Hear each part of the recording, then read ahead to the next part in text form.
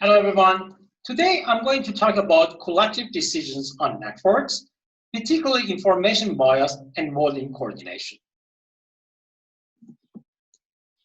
There's been a great deal of concern currently about negative societal impacts of social media and the potential threat social media poses to society and democracy. One main area of concern with regard to the negative impact of social media on public discourse is in terms of who we talk to on social media platforms and what kind of information we are exposed to, and therefore the potential of social media to bias our access to information. A key question within the concern of biased access to information is as follows.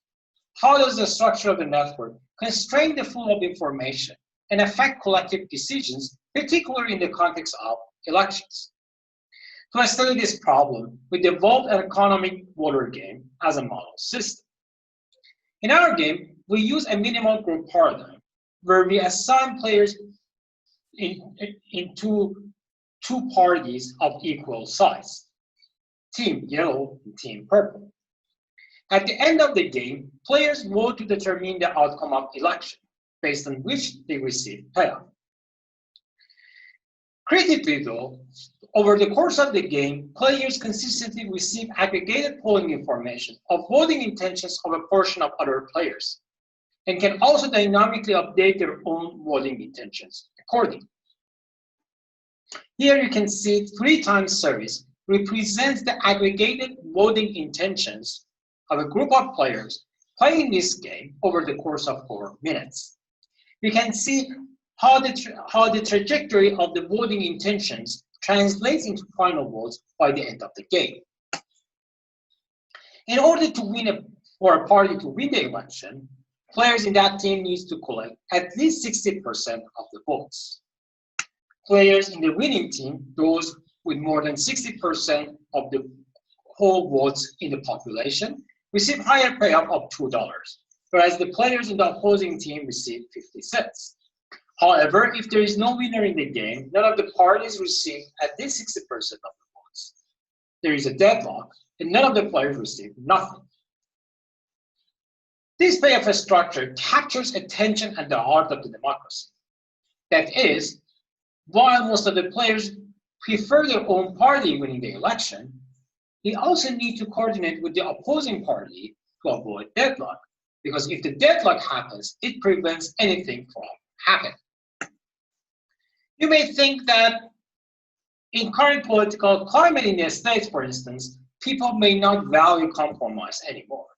However, looking at the large number of surveys have been done over the course of the past few years, suggests that it's not the case. For example, 3 times as Americans today favor compromise over leaders sticking to their beliefs even if little gets done. Within this setup of the game, we examine the effect of network structure as it regards to the way players receive voting intentions. In particular, we embed players within a directional networks, which determines whose voting intention each player can see.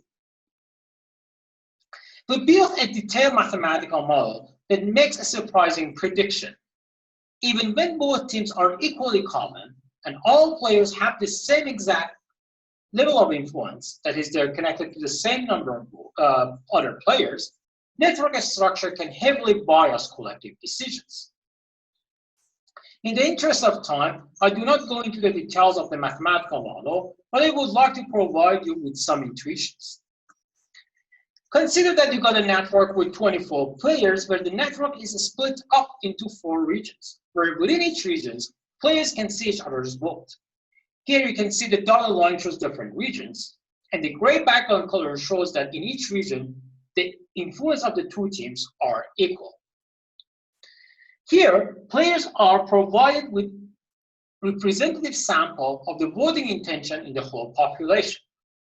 Now consider the case that the players are more likely to receive the voting intention from other like-minded players. That is, the voting intention information is assorted and players are embedded within a echo chamber structure.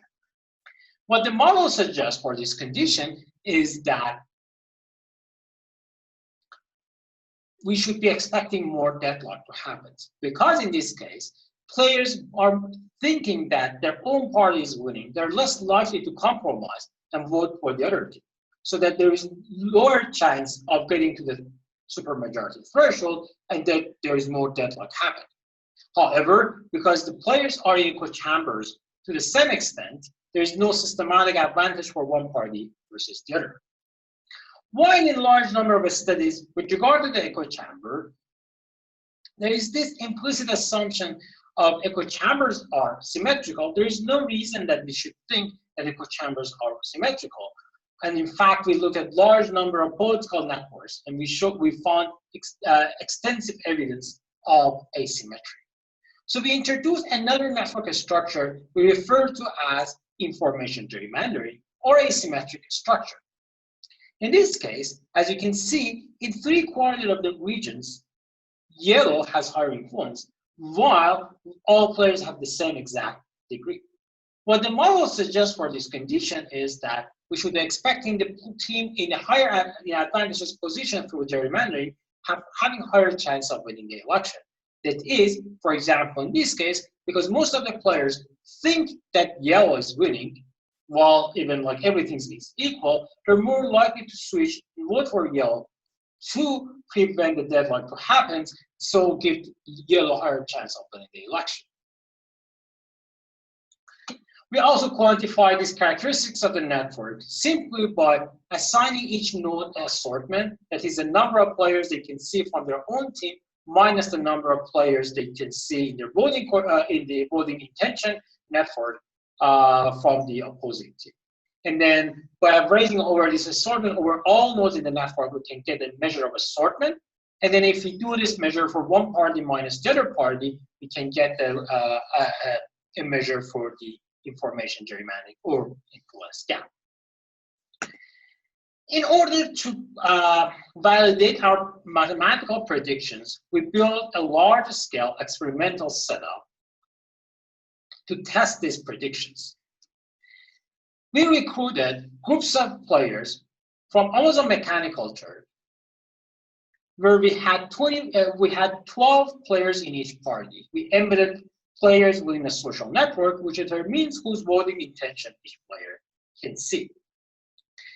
Players simultaneously interacted over the course of the game, which lasted for 4 minutes.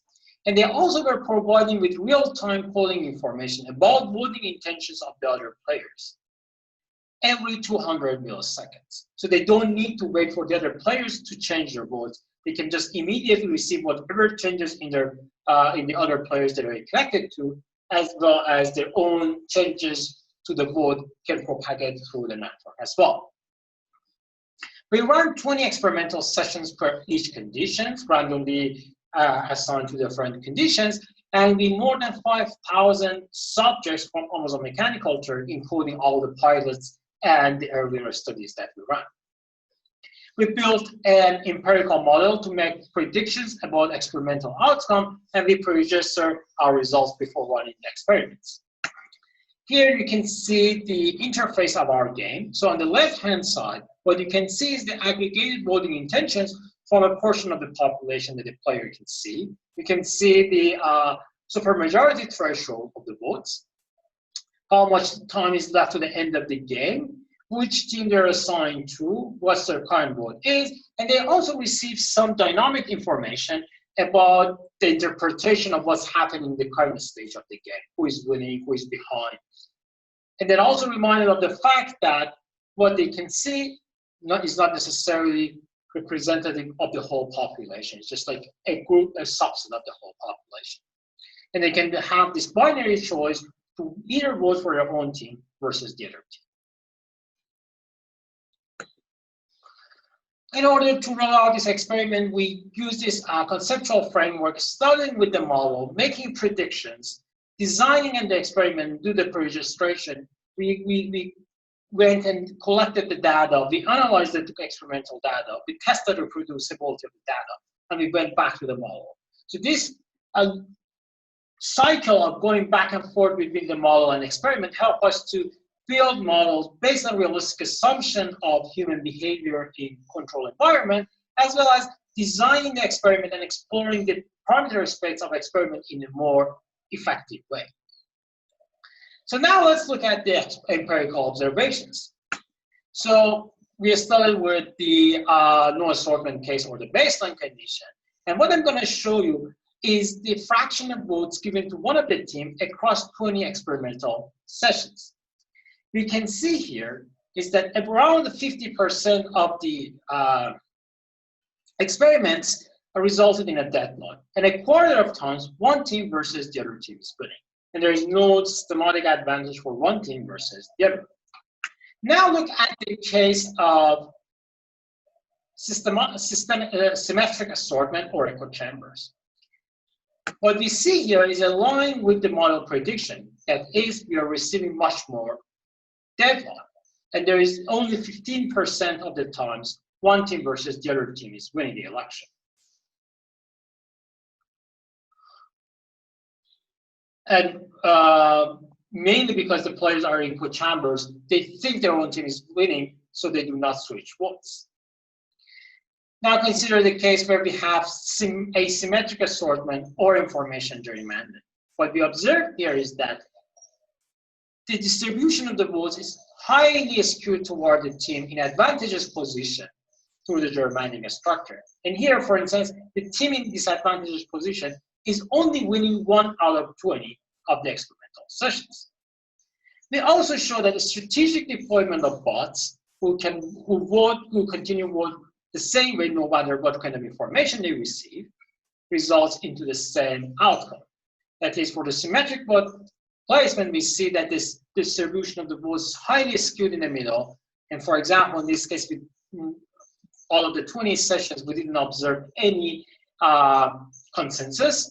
And when we are putting the bots in a symmetric way, what we observe here is that the distribution of the votes is skewed toward the team in advantageous positions by placement of the bots. So the question here is that does information gerrymandering occur in real-world networks? We looked at more than 20 real-world networks when we showed that we found extensive evidence of information gerrymandering. Here, for instance, in this data for the Bill co-sponsorship network, we see that our measure of information gerrymandering captures the same level of polarization is captured by other metrics over the course of the time. Another question is that we look for our experiment, we look at this artificial networks of 24 votes. Does that there was in other real world network with different size and different structure? What we did was we drive the human decision-making rules from the experimental setups, and then we run large number of simulation on a large number of different network structure with different number of nodes, and we show that in fact similar results can be obtained in more general structure of networks. With that, I would like to recap. So what I showed you is that with entirely truthful information, network structure can constrain the flow of information and bias collective decisions. Also, talk about a new perspective and quantitative way to study public discourse and collective decisions across different contexts.